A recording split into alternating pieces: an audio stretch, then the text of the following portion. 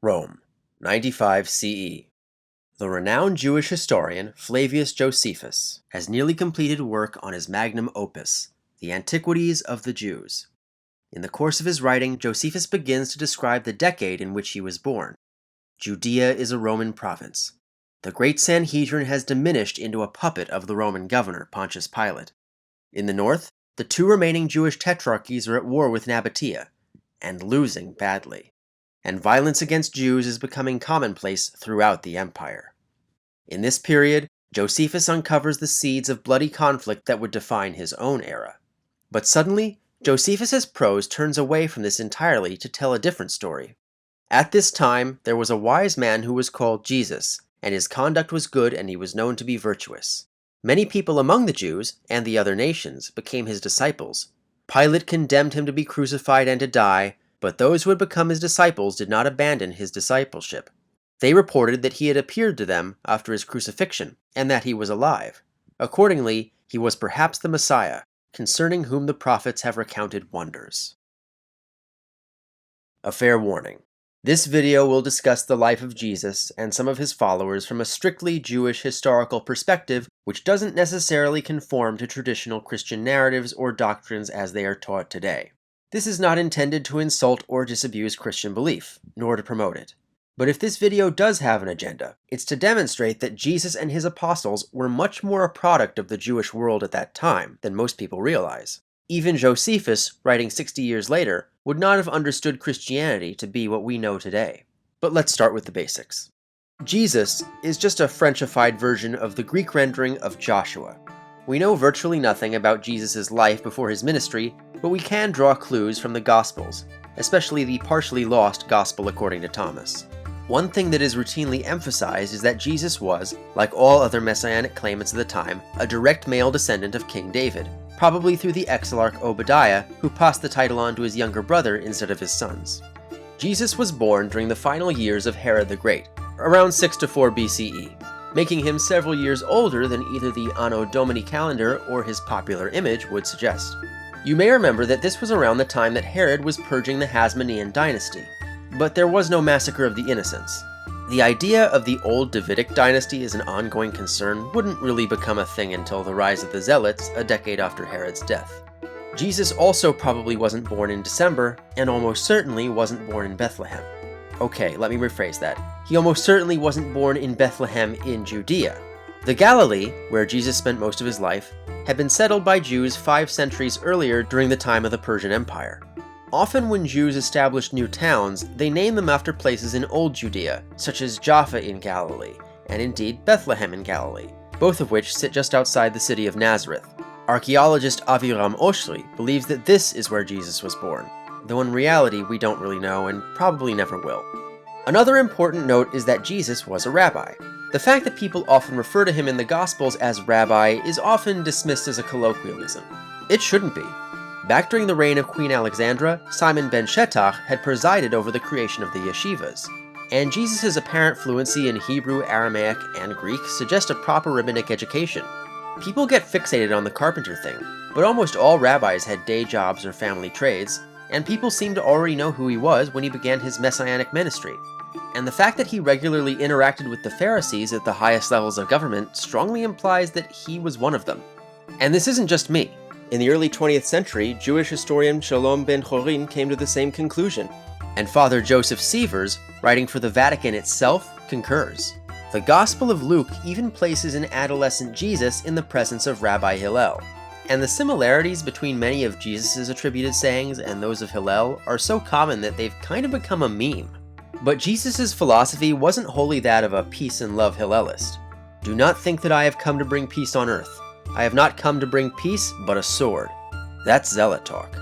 The Zealots, which I discussed in the previous episode, were the rising stars of Galilean politics throughout Jesus' life, and had first promoted the concept of messianic prophecy. Most of the other messianic claimants in the 1st century were Zealots, as was at least one of Jesus' apostles. In 30 CE, Jesus went to be ritually immersed by John the Baptist before starting his own ministry in Capernaum, just north of the new capital Tiberias. Over the next 3 years, Jesus gained a following as a messianic claimant and a faith healer, Some of Jesus' followers even came up to the Galilee from Jerusalem to see him. Around the same time, Pontius Pilate moved the Roman garrison from Caesarea to Jerusalem.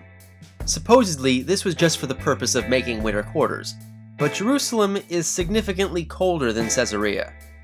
With him, he brought statues of Emperor Tiberius, a grave violation of Jewish law. When confronted by the Great Sanhedrin, Pilate ordered them to relocate their meeting place from the Hall of Hewn Stones to the Royal Stoa, the hated center of commerce and finance that cast its shadow over the temple sanctuary. But the significance of this move goes beyond pure humiliation. By moving to an area that was not off-limits to non-Jews, the Sanhedrin would no longer be able to hold trials or pass laws in good faith, turning it into a rubber stamp for the Romans while maintaining the sanctity of the temple in order to keep the favor of the Sadducees. From this point on, Pilate would regularly move his troops to Jerusalem during the 3 pilgrimage festivals to ensure that they would not become staging grounds for an uprising. Eventually, Jesus made plans to head south and confront Pilate directly. During Passover of 33 CE, Jesus entered the temple complex through the Golden Gate and upended the stalls of the money changers in the Royal Stoa, for which he was questioned privately by the masked members of the Great Sanhedrin, before attending a Seder with his disciples on Mount Zion, the Last Supper. Over the coming days, Jesus was arrested for treason and tried by the Sanhedrin. The Nasi Gamliel the Elder voted to acquit Jesus, as did the rest of the house of Hillel, but in this matter they were outnumbered by the other parties, who voted to convict in fear of Pilate.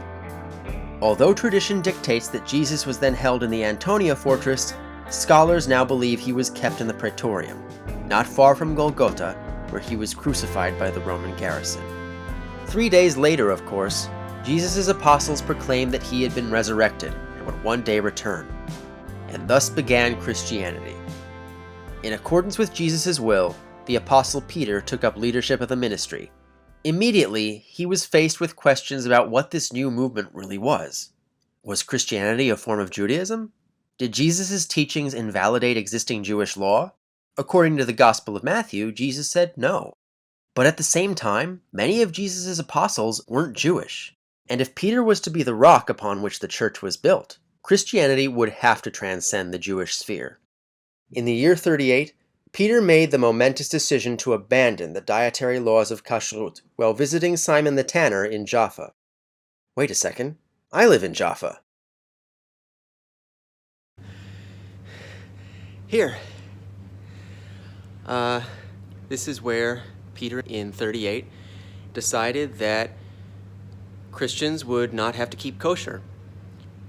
A lot of Christians would still identify as Jewish, they would be of a Jewish background, they would even continue to make sacrifices in the temple, but from this point on, Christianity was its own thing.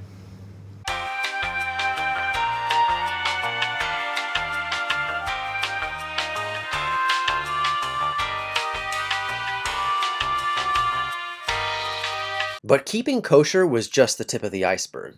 What about circumcision?